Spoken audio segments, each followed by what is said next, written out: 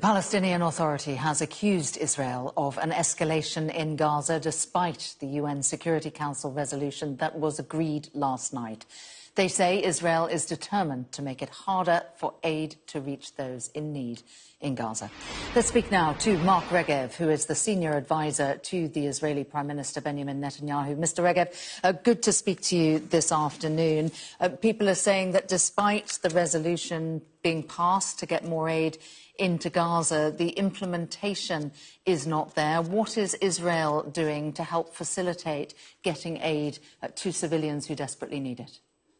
Well, earlier we opened the Kerem Shalom crossing, because up until now there was only the Rafah crossing from Egypt into Gaza. Now we've got this second crossing open. Theoretically, it allows us to double or even more the amount of aid going in. And Samantha, I'd remind you that Israel has placed no restrictions whatsoever from the beginning of this conflict on foodstuffs, medicine and water, humanitarian support going into the people of Gaza. They are not the target of our operation. The target, our enemy, is Hamas, that brutal terrorist organization that committed the terrible atrocities of October 7th. They're not the target of your operation, you say, but more than 20,000 people have been killed since October the 7th with the military operation. When does it stop? It stops when we win, but that number you give, the Hamas figure of 20,000, that makes no differentiation whatsoever between terrorists, people who we want to kill, and between civilians caught up in the crossfire.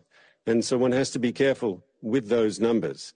You said in your introduction, you talked about the Palestinian Authority condemning Israel. Well, they'd have a bit more moral weight, wouldn't they, if they'd condemned the October 7th atrocities, if they'd condemned the beheadings, if they'd condemned the mass shooting of the young people at the music festival, if they'd condemned the killing of children, the kidnapping of entire families, the rapes. But of course, the Palestinian Authority has refused to condemn that. In fact, I think it was 3 weeks ago, they put out an official letter by their Foreign Office, the official Foreign Office of the Palestinian Authority, which said that Israeli helicopters somehow caused the shooting of the young people at the music festival. This sort of conspiracy theory rubbish is put out by the Palestinian Authority. People should demand of them. Mr. Regev, you are also questioning the numbers coming from the Gaza Health Ministry. You're questioning how that is differentiated between civilians and those Hamas terrorists that you are looking to kill. What percentage of that 20,000 are civilians? So we think a large, I can't give you exact numbers, but a very large. Well, why not? I mean, how do we accept different numbers if you can't tell them? No, well, I didn't offer you a separate set of numbers. I merely said that you should deal with those numbers with skepticism.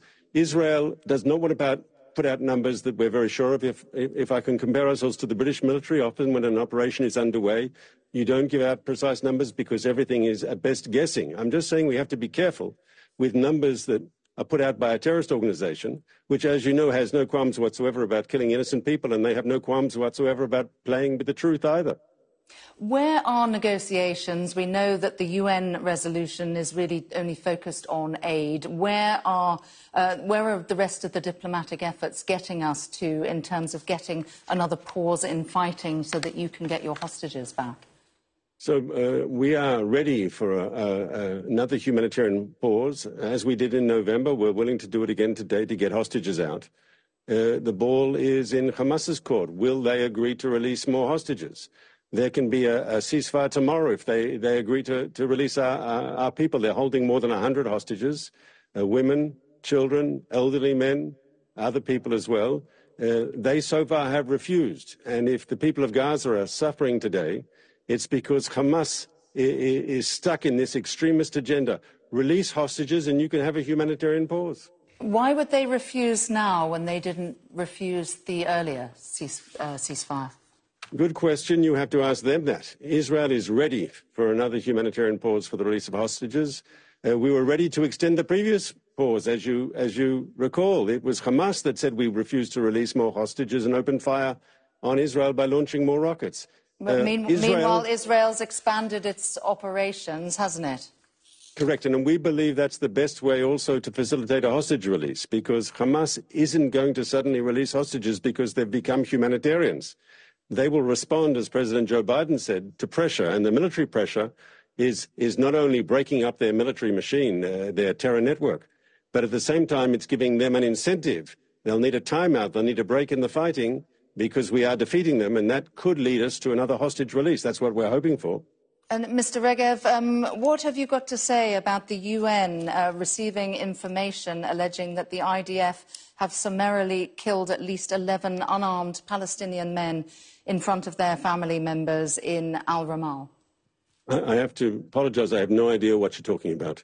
But the idea that Israel kills innocent people deliberately, this is sounds like Hamas propaganda to me. OK, well, that is information that we understand has been received by the UN Human Rights But who presented Office. it? Who presented it? Who presented it to the UN? Where did it come from? Yeah, well, it is information which has been submitted to the UN Human Rights Office, and they are looking at it, apparently, and are asking for Israeli authorities to institute an independent and effective investigation into the allegations. Anyone can submit information, yes? I'm asking who it is, because often we find Hamas has come with all sorts of it. You know, we were accused of bombing hospitals, and in the end it was Hamas that one of its missiles fell short. You've got to be very careful with information and disinformation coming out of a war zone. Yeah, OK. All right, Mark Regev, thank you for your time on Sky News. Thank you very much. Thank you for having me.